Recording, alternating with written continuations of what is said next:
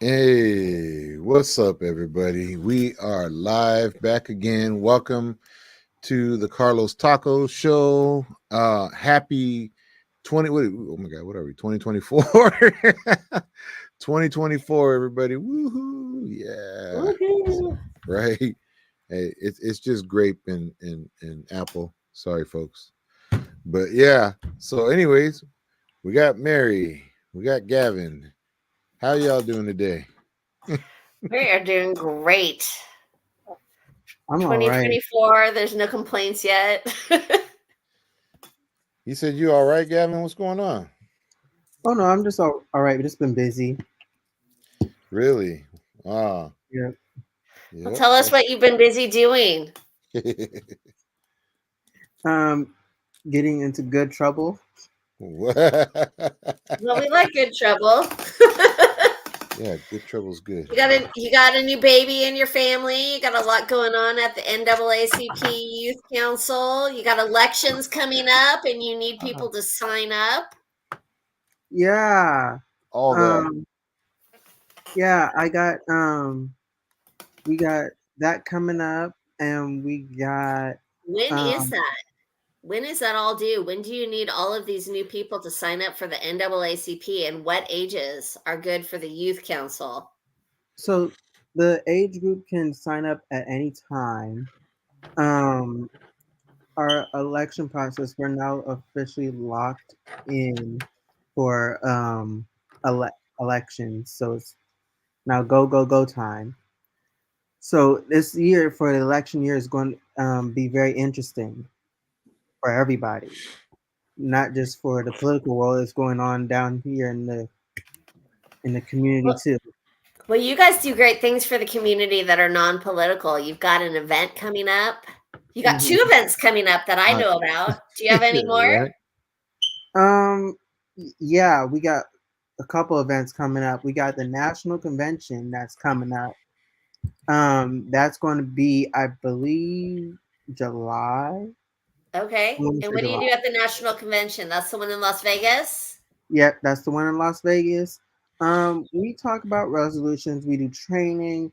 You get to meet new people. You get to interact with people. It's like a social environment, but it's also a learning environment. A learning And environment. And it's for youth. So is it like it's for people you. under It's for 30, people under 50? I mean, who's considered oh no, it's young?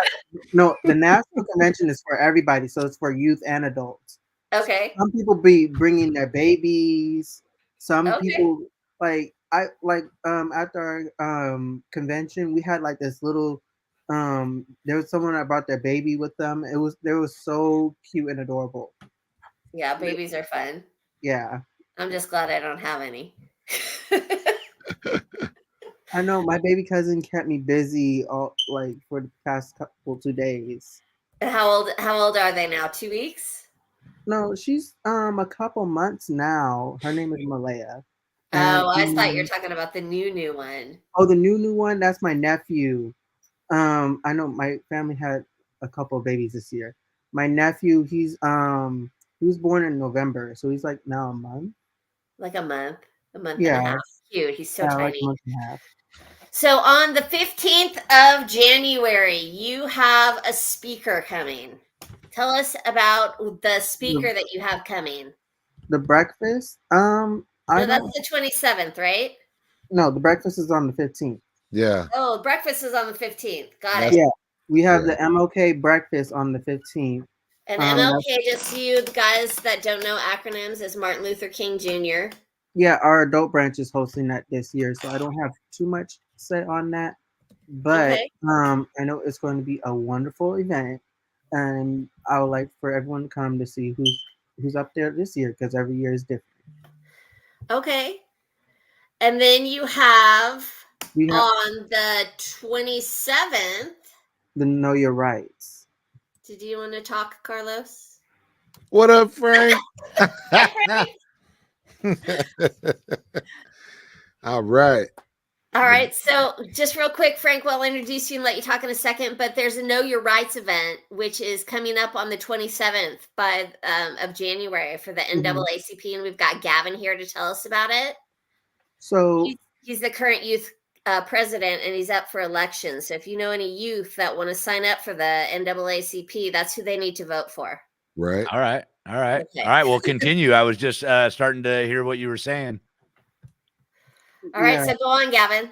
The floor is So yours. the Know Your Rights. What better time than now to talk about the Know Your Rights? The Know Your Right campaign is not just a campaign, but it's a movement, and it's something that we really need to not only educate us as young people, but we need to educate the older generations and other generations that are coming behind us as well. It's to be an everybody learning experience, no matter how old you are, what race or gender you identify as, because it doesn't matter if you look like me or you may or be the same age as me or you may be older or younger than me.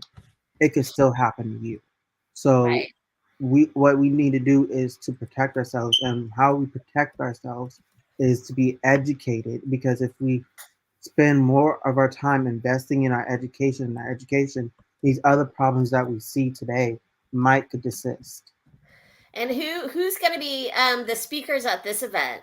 You said something about African American police officers? Yeah, we have a couple of them coming.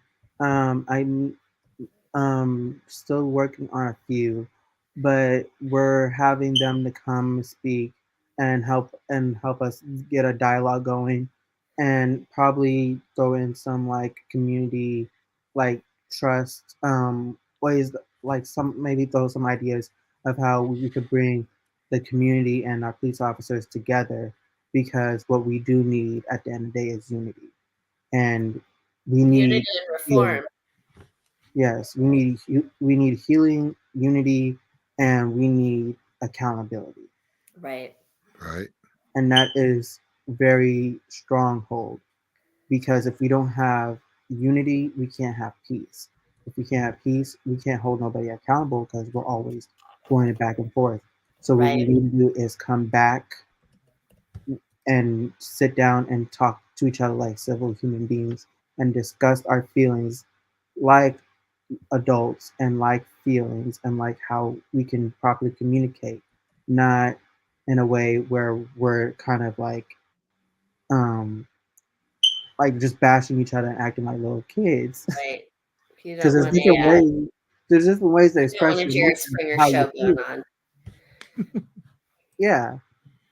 So let me ask you, besides the police officers that are going to be there, what other types of speakers are you going to have, or are you looking to have? I can't really say at the moment. It's going to be always up in the air. Okay. Because we're just going to roll with the punches and just keep it moving. It might just be us talking, or it might be someone else talking to Okay. be there. So it's a Um, growing event. So if you have somebody out there that wants to reach out to you, mhm. that might be able to help you share rights. I don't know, maybe somebody like Frank, who knows a little bit about his rights. How would they reach you? If you want to reach me, you can reach our you can reach our Instagram, and our Instagram is I believe I sent this to you guys a while back. Is it on the flyer that you just sent me? Um, I don't think so. It might be. I could Okay. double check. I Hey, think our Carlos, you want to email. share that flyer real quick? um. Yeah, I Or don't maybe have at it. the end? Yeah, I.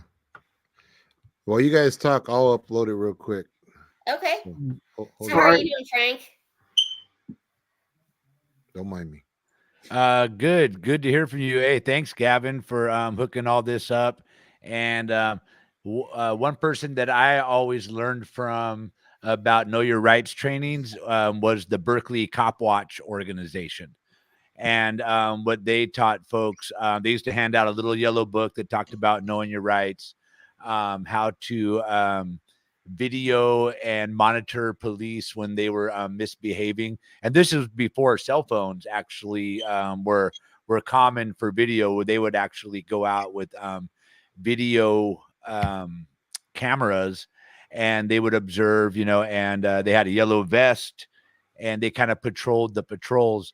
Another thing that they did was, such as Gavin's doing, was they would have know your rights trainings at the grassroots house in Berkeley, where they would talk about how to do things like cop watch and other video projects like that.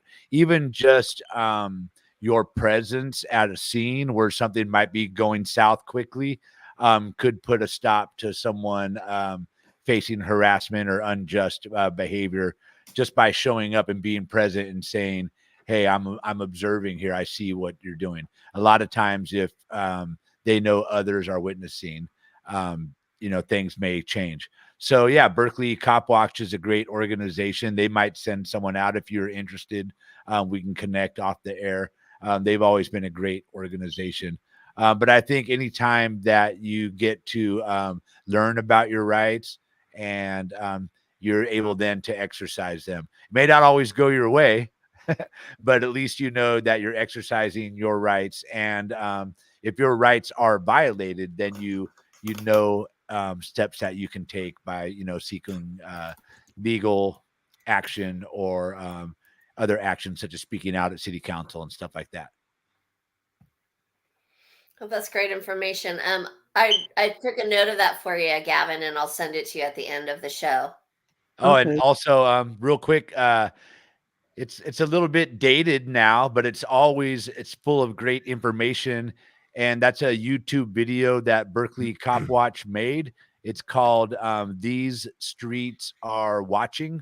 So if you just go to YouTube and then type in "These Streets Are Watching," it talks about the development of cop watching and know your rights trainings. And actually, I think they took some of the video for the film inside the grassroots house, a famous house in Berkeley, where community organizations would congregate with different offices in the house, and a common area where they would have classes like the Know Your Rights training. So, yeah, that is on YouTube.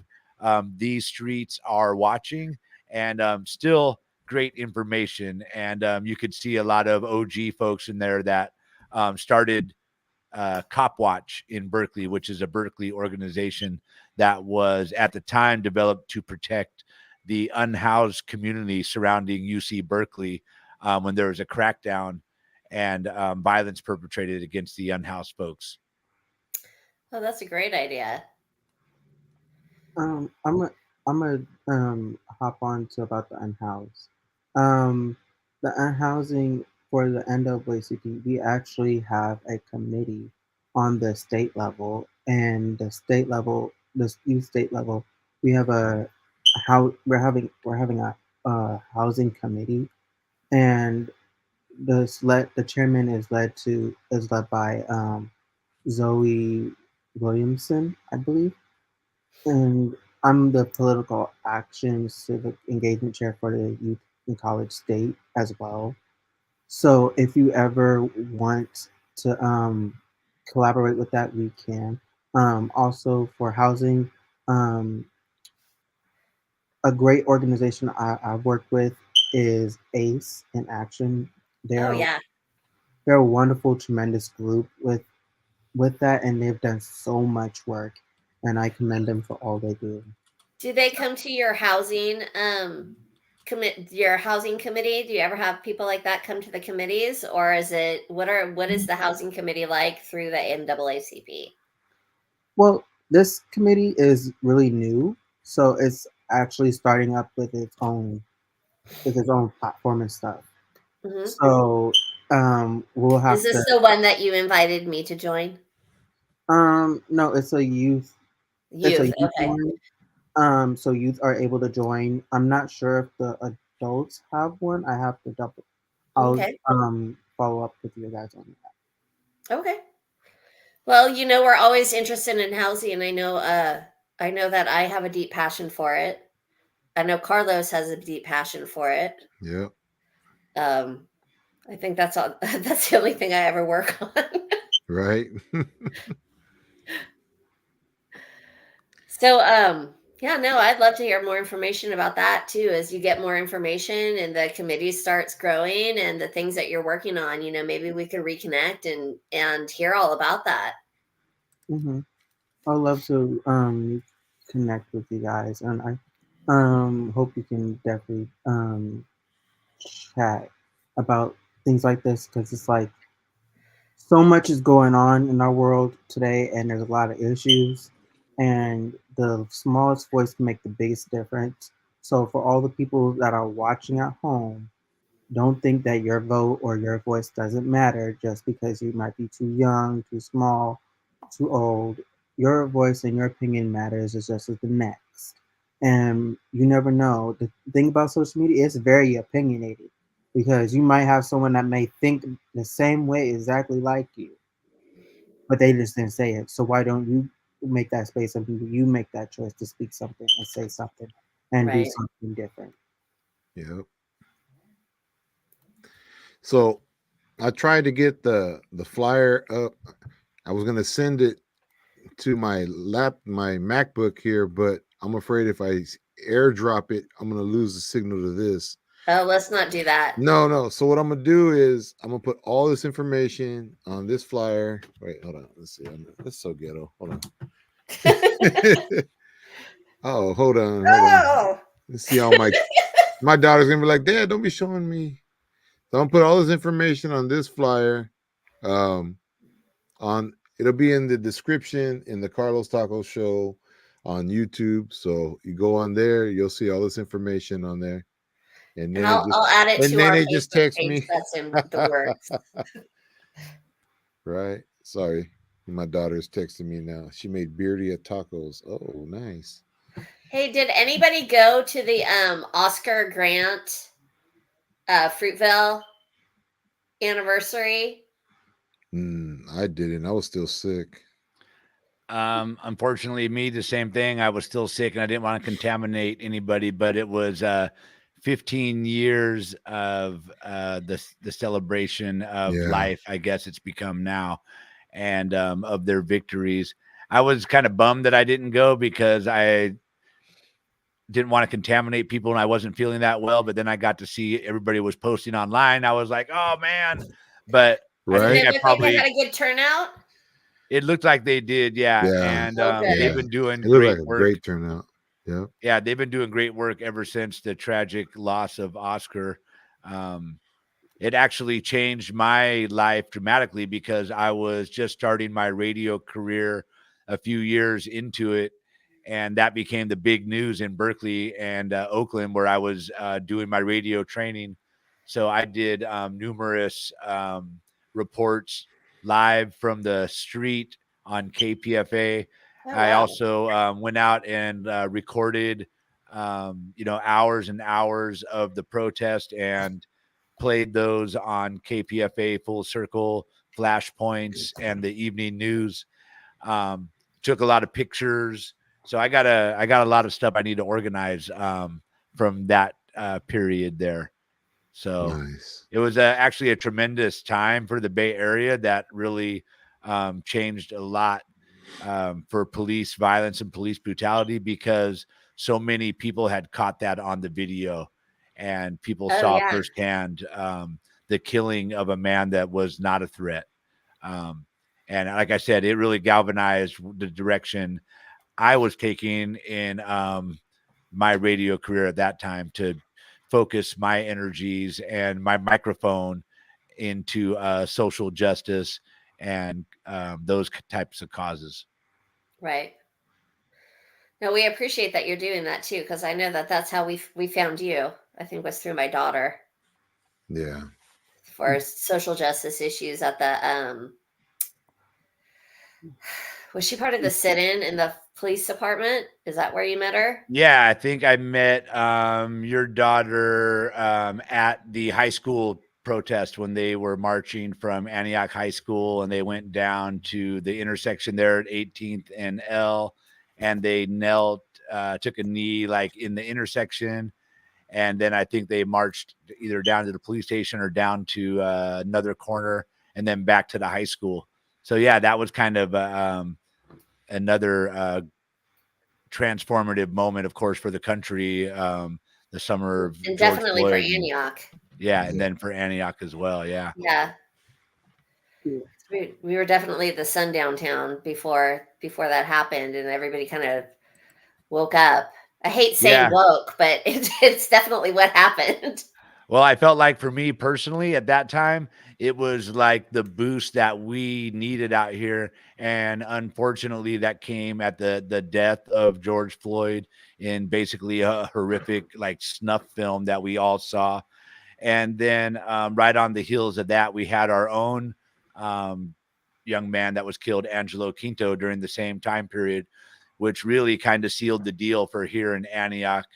And especially when the Quinto family, Quinto Collins family, took up the fight for social justice because they were very organized, very strategic, and R.I.P. George and Angelo, but they really contributed to great change, not only in Well, they have like Annie, statewide laws that they've got passed, correct? yeah, not only Antioch, but yeah, the state and nationally with George Floyd. So Have you ever guys heard the story of Emmett Till?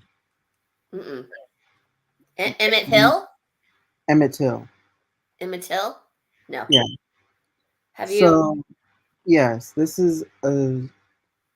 I'm gonna say Emmett Till's name because he was one of those victims way back when, and it was all because he spoke to a white woman in a grocery grocery store or liquor store or something like that, or a gas station, and told she was telling people that he was whistling at her and all these other horrible things that got him took took him out of his family's home, and they kidnapped him and beat him to death.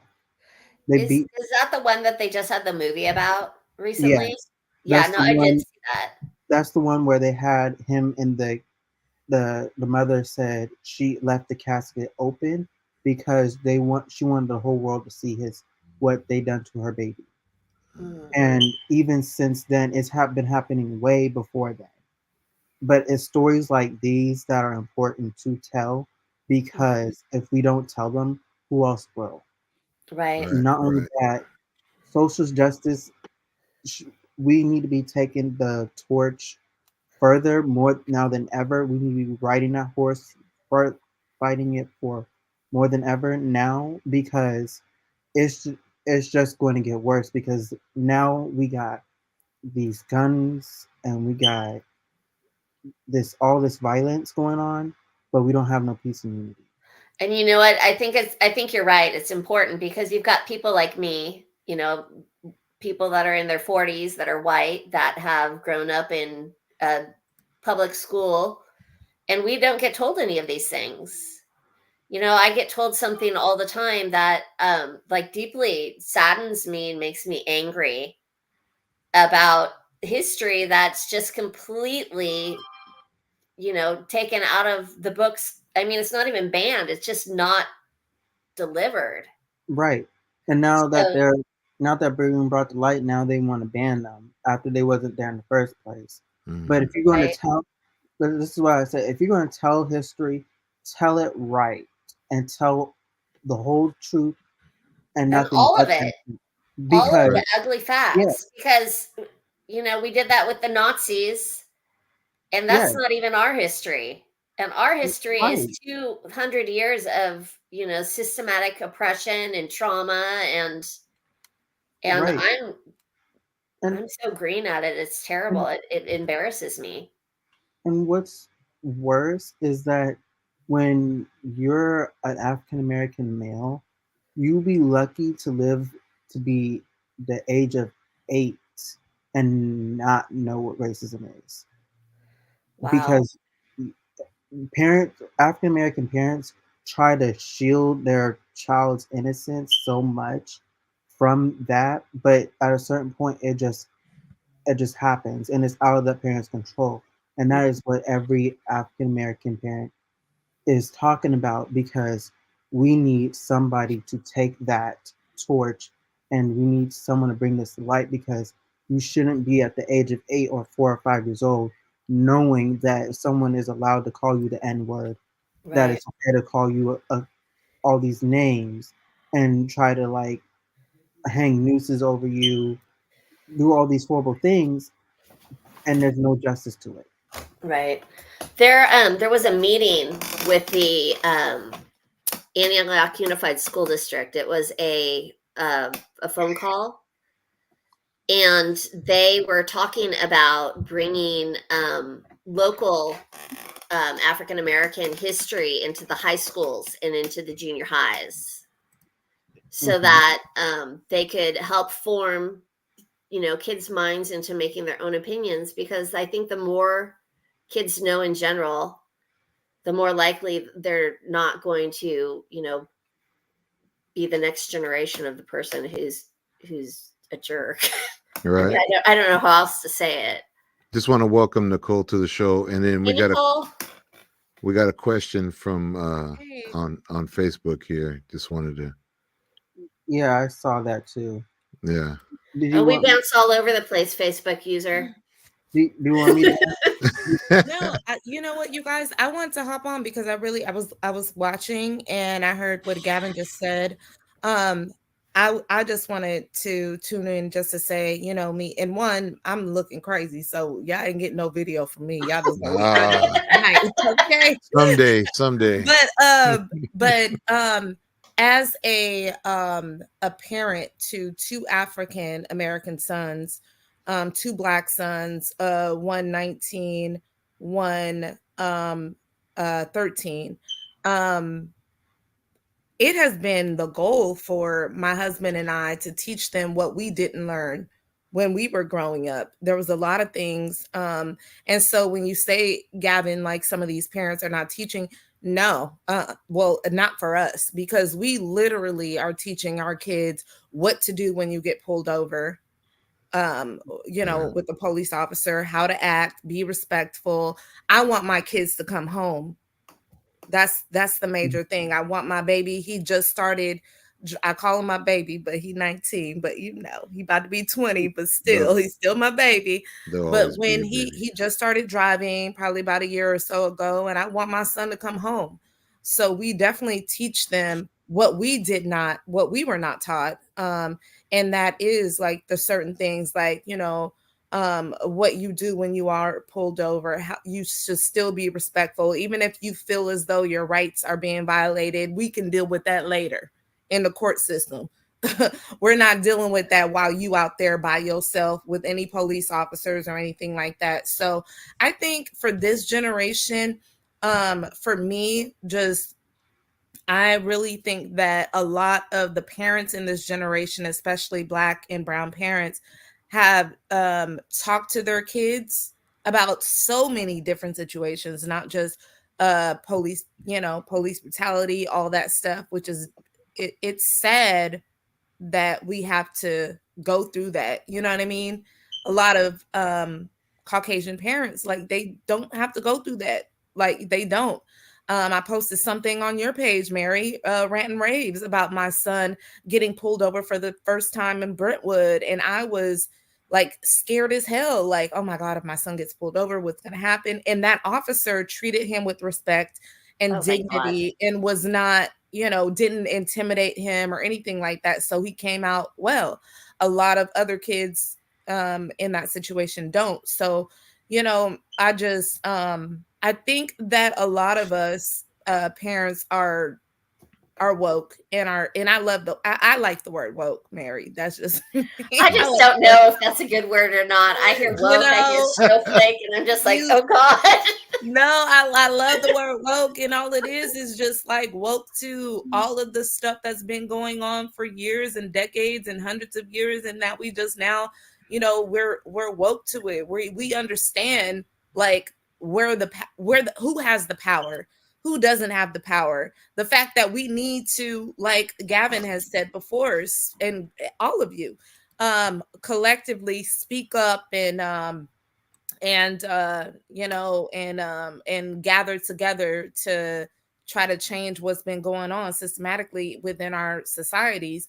And so it's like I think that parents nowadays, in my view, has been more better communicating with their kids about all types of things than I know my parents were back in the day, and their parents were back in the day. We're more open and have more open dialogue with our kids. So that's just my experience, though.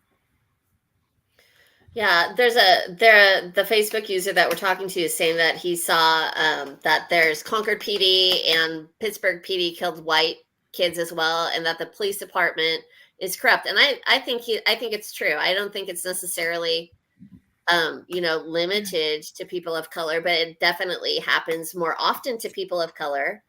And me as a person not of color don't get taught that.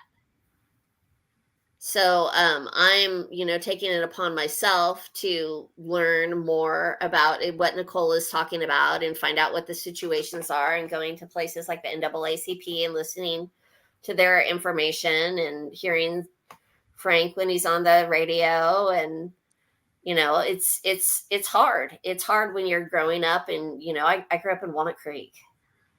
There was nobody of color in Walnut Creek. So being in Antioch and being in a diverse community and having a diverse family in my own, it's good to hear from parents like you, Nicole, and hear the situations, because I do have 2 kids that are of color, and I wouldn't even know what to tell them. Right. What was the question again, Carlos? It was something about APD or the police department? Oh, Killing that was this one right here.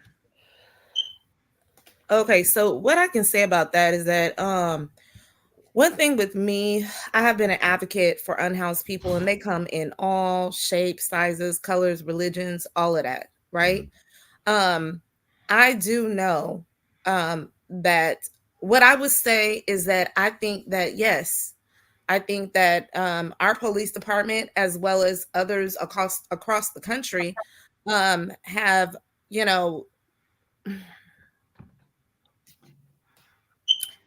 when it comes to our marginalized and minority communities, I believe that, the police department all over the place, they don't care.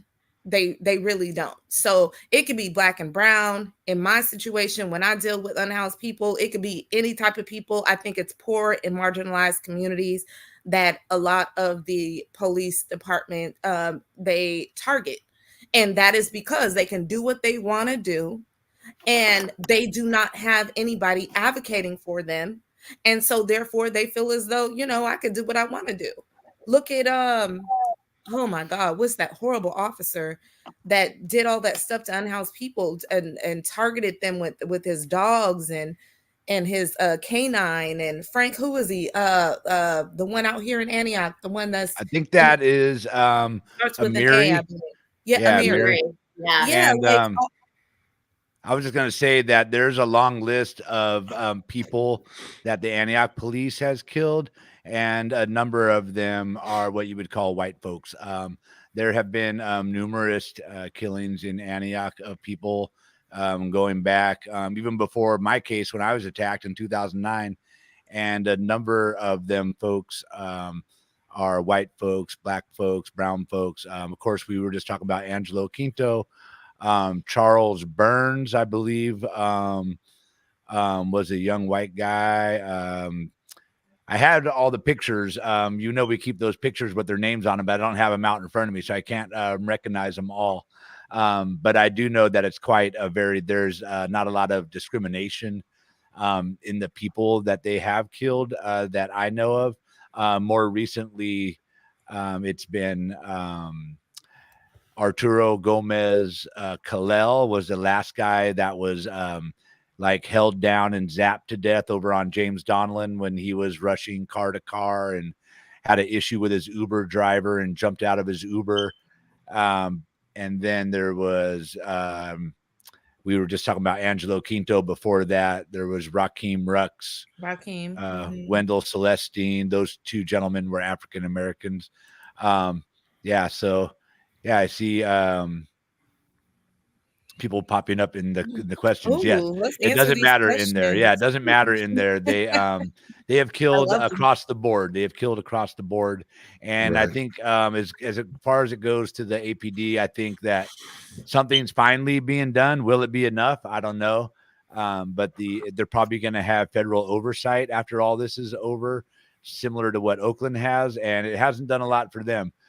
We could look at if the killing goes down, the uses of force, but all that would have to be monitored by people, for one, reporting it. A lot of Right. people don't even report when they get harassed or beat up. So I think, we need to have like a campaign of like every arrest or every confrontation, interaction should have like a report when you're done by the person, a survey done. Were you treated respectfully? That or stuff like that. Maybe some folks might be, well, maybe they didn't deserve to be treated respectfully. But as far as it goes, as officers, when they arrest you, they're just putting you into the legal process. You're innocent until proven guilty. And when the police take matters into their own hands and say this is a guy, they start to punish themselves. Um, that's when it gets into a murky, terrible area of vigilantism. So the police are supposed to be non-judgmental, get them in and get them into the legal system, which then they can be proven guilty. So I think I'm drifting off on a new tangent here. But I It's all think it's good. finally happening here in Antioch where something is going to change. And like I said a moment ago, will it be enough? We'll have to wait and see. It's been a long time that nothing has been done. Yeah. And then you guys can go ahead and jump in. I think the other question was if we have unhoused folks living all around us. Yes, yes. And I'm downtown Antioch. So, yep, I do too. I live right by near the Dollar General down here, and there's folks in my neighborhoods all the time. I got numerous friends that I went to high school with that live on the streets. Carlos, I've been out with your crew before, doing my own thing, but my friends that I grew up with go to where you feed folks, and Nicole, you feed a couple of my friends that I went to school with. And yes, they live all near my area and the places I like to inhabit, downtown, by the water, and just my community. And I'll shut up with this, but I think that the drugs, the homelessness, not connecting the two. I'm just talking about the epidemic of fentanyl and stuff in our communities, separate, and homelessness, violence, crime. I feel like these are symptoms of our failure as a society to provide evenly and take care of people. I think as we advance as people, hopefully we'll learn to not be greedy, where we have multi-trillion heirs over here launching cars into space with like people, like dummies in the seats just because they can. And while we got our friends right down here on Earth who just can't afford food, a blanket, and a place to live, or decent mental health care. Yeah, So it's heartbreaking. we got these great differences, and we need to level that and learn how to take care of our people. And I feel like it's the symptoms of our failure as a society. But yes, I do have the unhoused folks around me, living near me, and I do what I can. I think that we all do because I live out by Walmart, Laurel and Deer Valley, and we have a homeless community. It was a couple days ago. I was going to the DMV in the morning, and I opened up my garage door, and this man was going through my recycle bin, and I told him, I said, "Oh my God, if I knew you were here, I would have separated that for you." And he was just kind of like caught off guard, and it's just that I would have separated it for him if I knew that he was coming through, because I would rather help him than fill up the dumps and have nobody get anything from it. And I would have even given him coffee or something if I wasn't in a hurry. I just felt so bad. But on that day, we had like 2 or 3 homeless people coming through looking through our bins. So I'm thinking that with the closure from Christmas and New Year's, that it must have been extra rough for them to go into my neighborhood, which isn't even, it's close to the encampment, but not, very close. So it was quite a walk to get to us. Yeah, well, you know what I can say is, I live not too far from you, Mary, Right. and by like kind of like the fields in Hillcrest, like by the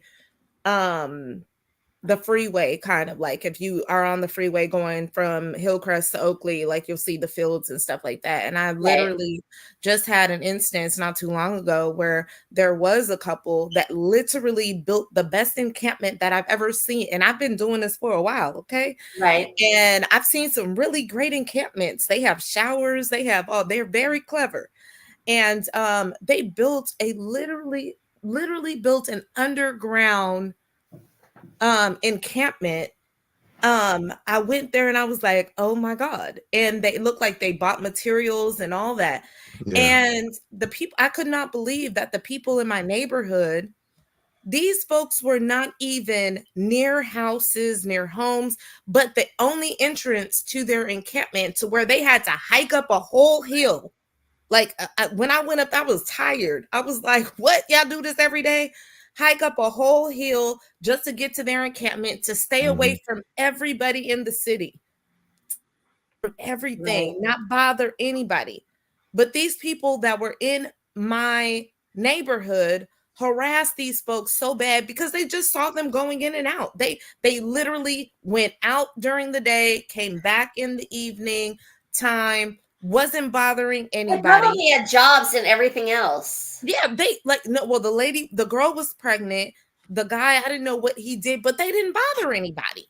Right. And it was brought to my attention from another community member that was also in the neighborhood that was like, you know what, Nicole, these folks literally are passing out letters in our community saying we got to get rid of these homeless people that are in our neighborhood. They were up a hill, weren't bothering anybody, no danger, no nothing. And so when people say, are they next to you? Yeah, they're next. They are. There are folks that are next to us trying to get away. And there's some from people everybody. that are living, couch surfing from home to home that are also homeless. And that is true too. But this really just got to me because I'm like, they were away from everybody. No stores, no people, no homes, no nothing. And these folks in this neighborhood still had that much hate towards unhoused people, to where they felt like they had to send out or deliver letters to all of their people in their neighborhood to say, oh, we got to get these folks out of here. So really, to me, like I said, with the race thing, that the comment that the person had, it really doesn't matter. It's not about race. These folks that I'm talking about were Caucasian individuals that were minding their own business, trying to live the best way that they could. When it comes to APD, I don't think that they strictly just target Black and brown folks. I think they target minority and marginalized communities, which they have been doing for forever. So no one is saying that it's only Black and brown communities. It's minority and marginalized communities. Right. So that's one thing we have to make straight. No one is saying that. Within our city, a lot of the low income and low income areas and low underserved areas happen to just be Black and brown communities. But like I said, that does not mean I'm an advocate for the homeless. And I know what they have said that this police department have done for them. So no, this is not just a race thing when it comes to what we're talking about as far as our police departments harassing and threatening to assaulting our community members. So we got to get that straight. Like, that's not what it is. So next question. Hey, and I will say this though, that there was we do know in their own words how they did feel about the people of color in the community through their text messages, and they were definitely targeted as the African American community in those text messages, as well as the unhoused community when they talked about that they Sick you the know, dogs. yeah, and they found that guy and they put a gun in his mouth because they thought that he stole mail from one of the police officers' house. Right. No jury, no court, No, no yes, proof of guilt, just nothing. yeah. So, anyways, we could end on there if you want. I wouldn't mind before it breaks up because I think we only go an hour, Carlos. Yeah, we do, but I mean, you want to Because talk? Go and ahead. I know Nicole, this was still passionate for you, is that one of the last times I was here, we were talking about Israel and Gaza, and it has not stopped. Mm-mm. So I Unbelievable. just pray that folks are going to realize that we need everybody to speak up about what's happening there. I think the time that me and Nicole were on and we were talking about it, it was like 5,000 children, 6,000 Mhm, children. It's mhm. over 10,000 children now. Yeah, It's 20 something Wow. thousand people I think it's like killed. 22. Yeah, 50 something thousand maimed. And hundreds of children had to have amputations without any anesthesia or Yep. any sort of real medical services. And the U.S. was supplying the weapons and contributing with lip service to the government of Israel while they continue. So it's just been hard to watch as we went through the holidays, right? I think I posted something about most of us may or may not know Jesus was from Bethlehem, which is in where Palestine is. And in Mhm. fact, the city of Bethlehem canceled any Christmas festivities. They didn't Yes, cancel I saw Christmas, that. but they didn't have any showings of celebration. The tourists Right. that naturally flocked to Bethlehem, the birthplace of Jesus, it was Mhm. shut down. And what Yes. they did, they created a Wow. nativity scene with Jesus in the rubble. And they put a Palestinian keffiyeh on the baby Jesus, and he was in a bunch of rocks and debris like Palestine is now. And I can't Mhm. find the guy's name off the top of my head, but I did post the speech of the guy that is in church in Gaza and spoke on Christmas, and he gave a great sermon, and it was called Jesus Under the Rubble for his Christmas speech. And by the way, they did drop bombs and kill people on Christmas Day there. So Wow. I didn't want to divert us too far, but I didn't want to run out of time without mentioning it. I work Yes. with a lot of Palestinians here in the Bay Area. I'm Mhm. partnering with some in Fresno. They got the city of Fresno to raise Palestinian flags in their downtown area. They have 7 flagpoles, and after what happened on October 7th, they raised the Israeli flag. So they petitioned and have the Palestinian flags raised. So there's a lot going on. They shut down the Bay Bridge a while back. They were at Nancy Yeah. Pelosi's house just 2 days ago, or Christmas Day. Oh no, it was New Year's Day. They shut down the state capitol in Sacramento yesterday. Oh, What's going on with our government? And I wish that I wish more folks would speak up about it and just Can I ask you a question, Frank, about that real quick? yeah. So I was reading, I don't remember where I saw it, where they were harvesting parts off of people. What was the background on that? Was that Yeah, something that you was that could years ago. you They could you even could started Google doing it. that before October 7th. Like they've Yeah, been doing that. they've were been they doing were that. they just So taking people and like taking their cataracts? I mean, were they alive? Were they they dead? What were was taking them without getting proper consent from any families or anything like that. They would take the bodies of people to their hospitals, and then when they would return the bodies like in mass, like 5 or 80, there would the be parts missing? yes, they would have to it's and then you could also Google or whatever you do to search Israeli doctor admits organ harvesting. Oh, And you could see his story. And there have been recent accusations in this current conflict when 80 corpses were returned to Gaza in a big ass semi truck. They did make allegations of organs being harvested during this current massacre. Wow. So that's all searchable online if you just search for those keywords, organ Okay. harvesting or trafficking. There's numerous stories about it.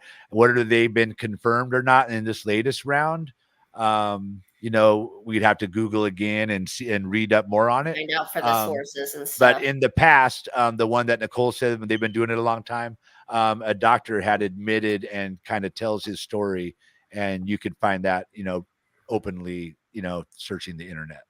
Okay, thank you. Right.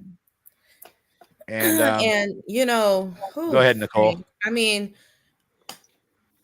to be honest with you, I've suffered 15 years ago from PTSD. So one of my things is, once I first heard about what was going on in Palestine, and I was really, you saw me devastated on camera, crying, boohooing, whatever. But then for my own mental health, what I usually do is I just try to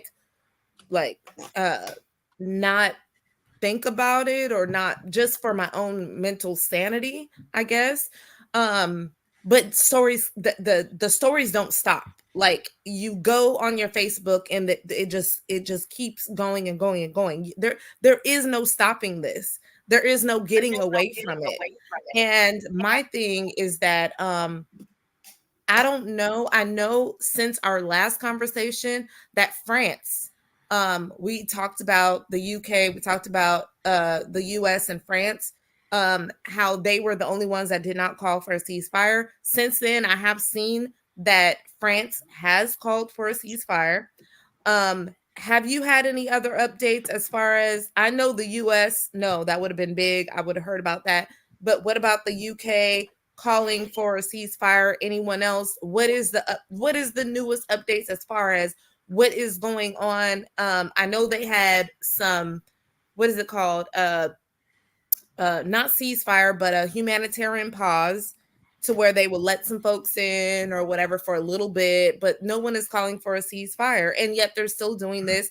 And when you talk about the kids, that's horrible. That's horrific. And I also talked about how people, like pregnant women, are not having any anesthesia and having to get their bellies cut and having C-sections without any anesthesia just to get the baby out. Wow. And so my thing is Gavin, I don't know if you've been following any of this. I know a lot what we're saying is kind of graphic, but it's really real. And it's horrible what these people are going through. And we're still a month out since our last meeting that we just had, Frank, and Carlos. And they're still doing the same thing. And so, I haven't been following it as much as I should, just for my own mental sanity. But what have is maybe a little different than what we learned? Has the US stepped up? Have they said anything? I know CNN, I know a lot of the Western media has finally stepped up and said, this is wrong. We should not be doing this. But I don't know any more than that. Just because I can't, I just, I can't, for my own mental health. So, and I would just throw it in there that it is terrible on your mind, because a lot of people will want to, your initial reaction is to turn away. And Carlos, I don't know if you could share the Instagram of Motaz Aziz, and I've shared it with Carlos. I'm not sure if he could put it in the followers chat. But I would urge people to seek out other information, than the regular press that we get in the United States. The Instagram I shared with Carlos, I will warn you, you could scroll through some, and they're graphic. They're going to be covered up. But I would say take a look, see what our money's doing. Watch when his neighborhood gets bombed and he runs down the street right after it happens, and the people that are all over the place. laying around. Some are half alive, some are dead, some are being helped by other people. Some are already covered up with blankets. The smoke is still billowing, and he's Yeah. running with his camera down there.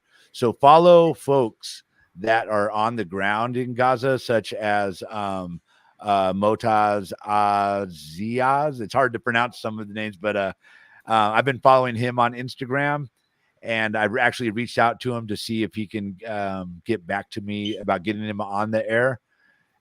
He doesn't have all gory graphic stuff. He has also some hopeful, heartfelt stuff of people overcoming adversity. But I would advise folks at least once or twice, don't turn away from the horror that we are inflicting. Didn't on you Right. tell people. me that you were in community? Yeah. So you think? Oh, I'm sorry, Mary. Go ahead. No, you go. No, so you think, Carlos, to watch is the, I mean, to be honest with you, I watched. And like I said, I think just for my own mental health, I had to stop for a minute because it was just so devastating. And I guess I could say my day or my world was so affected by it. But I think a lot of people should be affected by it. You know what I mean? Like their world should Yeah. be affected by it, and we shouldn't sugarcoat what the hell it is. And even and when I told you guys last time, I said, I'm independent. I'm on the DPCCC, I'm on this, I'm on that, but I don't. But the good thing I can come back and tell y'all is the next meeting when I went into that DPCCC meeting, and I was upset because of course there's a lot of Biden supporters and this and that. They was not doing no plan. When I went in that next meeting, majority of the folks on that DPCCC meeting was like, no, we stand with Palestine. And I was so proud because I was literally about to leave. I was like, oh no, I'm not in this. I'm not for this. I know we were Biden supporters. I know we were Kamala supporters, Democrat supporters, but I really went in there like, what do y'all got to say about this? And they literally were like, no, we stand with the Palestinians. And I was so surprised. And I was like, okay, maybe I should stay, but at the same time, Frank, just like you said, I think we should not turn a blind eye. We should also understand where our mental health is and where we can, how much we can tolerate. But at the same time, we do have to continue to watch this stuff, because if we don't, then it just becomes like regular shit. Like, to be regular shit. Oh, okay. Yeah, that's what's going on in Palestine right now. And then you forget. And that's what we don't ever want to forget what's going on here. No. We don't ever want to stop fighting for these people. Ever want to and it really irritates the hell out of me to say this is, it's what do you call it when the Jewish community, when they think that someone is coming after them, it's what is it, Frank? Say that again. When the Jewish community think that someone is coming after them, it's anti-Semitic. Anti-Semitic. And that's And not it's true not. if you're standing up. Yeah, they've really started to change the talking points around that. I was just listening to it Good. in the car, on the radio, on the news on the way home, that it's getting almost impossible to criticize the government of Israel and what they're doing, and otherwise you can be dubbed anti-Semitic, and it's not true. We can criticize our own government. We can criticize Exactly. the government of France. We can criticize the government of Palestine if they had one. They got, certain different groups that are trying to run the government. But we can also criticize the government of Israel, and it doesn't mean we're anti-Semitic, because a lot of what they're doing, as far as people are concerned, who I've been speaking with, is that they've been taking the Holocaust of Jews, which was a horrible thing, and using it as protection for themselves, that we were the victims of the Holocaust. We need to protect ourselves. But it's gone so far beyond protection. And we know that, it didn't all start October 7th. Israel created was created as a state back in 1948. And when they created it, they called it their day of creation. I forgot what the exact term is. That's the date, 1948. The Palestinians call it the Nakba, which is the catastrophe. Right. At that point, at that moment, 750,000 people were forced literally out of their homes. Like I could turn around the camera right now and a guy come in my door right behind me with a gun and make me leave and walk out with just whatever I can carry. And they moved in immediately. 750,000. And in the great crazy thing is that The same thing nobody happened would to them. take them. Nobody would take the Jewish community. Like after they went through the Holocaust, nobody else would take them. The Palestinians took them in. They literally took them into their own land and they turned against them. And they literally started, if you see the map that I saw slowly but surely over the years, end up taking their land. And the crazy thing to me is that a lot of the youngsters in Israel, they don't even know the history. They just know what they were taught. So they're just like listening like, oh no, this was never Palestinian land. This was our land. Like they don't even understand the history of this. And so my thing is that it's not right. It's not fair. Like I said, I was a sympathizer of the Jewish community, of the Holocaust, the people, their ancestors, the Jewish community's ancestors. And you don't need to stop that sympathy. It's because this is a different situation. And I never will. Yeah. I never will stop that sympathy ever. But I think that their ancestors would never agree with what the hell they're doing right now. That's why a lot of the Jewish Americans, that's why a lot of the Jewish Americans are for free Palestine, because they're like, this is not what we're about. Right. This is not what we're about. So yeah, it's really, it's just horrific, and I can't wait for this to be done. So if I just sorry, Carlos, I just threw it in for Carlos if he's able to. He said later he might be able to upload into the comments or something. I shared 3 of alternative media sources to Instagram, because I know that people use Instagram, and that's Live on the Ground in Gaza with Motaz Aziz, and then Middle East Eye. They're on Instagram. They're on the ground. And then, of course, Al Jazeera English, which is actually has people in Palestine, which we don't. We don't. So. Right. All right. Well, we went a little over time, but that's okay. Where's the music, Carlos? Where's the I know. music? Wait. Let me see here. let me press the button here. Here we go. There we go. Time's up. That's how we know we wrapping it up, right? But real quick, again, I wanted to thank each of you guys, Mary, Nicole, Frank, Gavin, for just being on the show. I appreciate you guys so much. Gavin, I am going to did you want me to put both events in the description on the YouTube? Yeah. Okay. Yeah. So after it uploads on YouTube on the Carlos Taco Show, man, I should have had the flyer. Carlos, we're planning on going and videotaping live while they're there to show it on the later show, right? Yeah, that's the last one. What is that? The last Saturday, right? The 27th. The 27th. Yep. Yeah. Yeah. We'll be there. We'll be there. We're gonna pre-record it and then we'll play it the following Thursday. So, Carlos, really quick, do we have any upcoming events in the city over the next month? Mary, that you know of?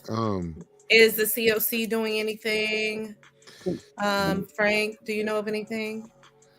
I've been taking a break from my organizing stuff for the holidays, so I'll have to wait and come back. I know that the mayor's having his roast thing. Coming up in the future, and then I know it's a personal party, but I think who's not with us tonight, Miss Patty, is going to be launching Miss Patty Designs. So Carlos have to have her have Carlos bring her on and talk about her design work. And Miss Patty designed some posters for some of my work I did fighting for my cousin Timothy Charles Lee. She made these beautiful pictures of him, a big banner, and she's done it for more than me, and she could do it for you too.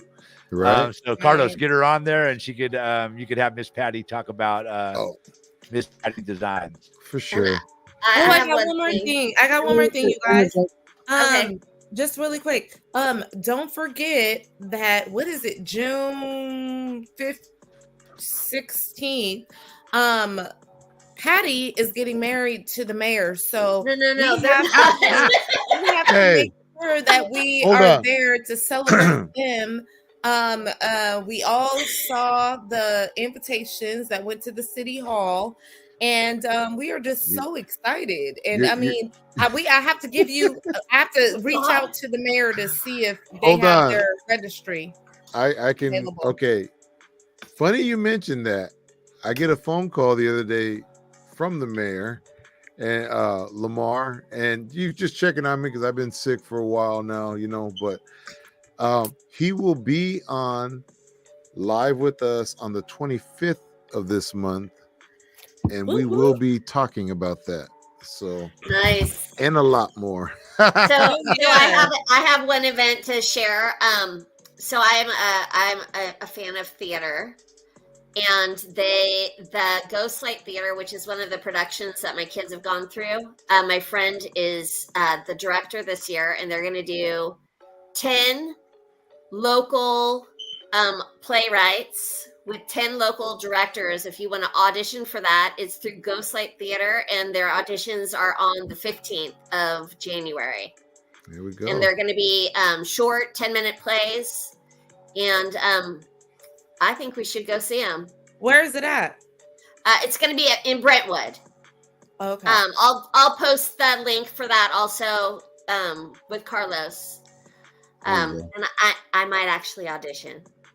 Ooh, that's gonna be Yeah. nice. We'll be there. We'll be there. All right. You know we we Sounds gonna good. support. Right.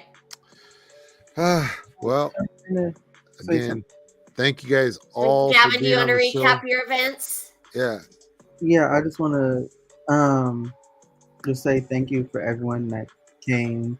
I enjoyed being on the show. Thank you, Carlos, so much. If you Gotcha. see justice in, see something that's wrong in your community, your country, wherever you may live, that's the point where you need to take the fight and you need to make the change yourself.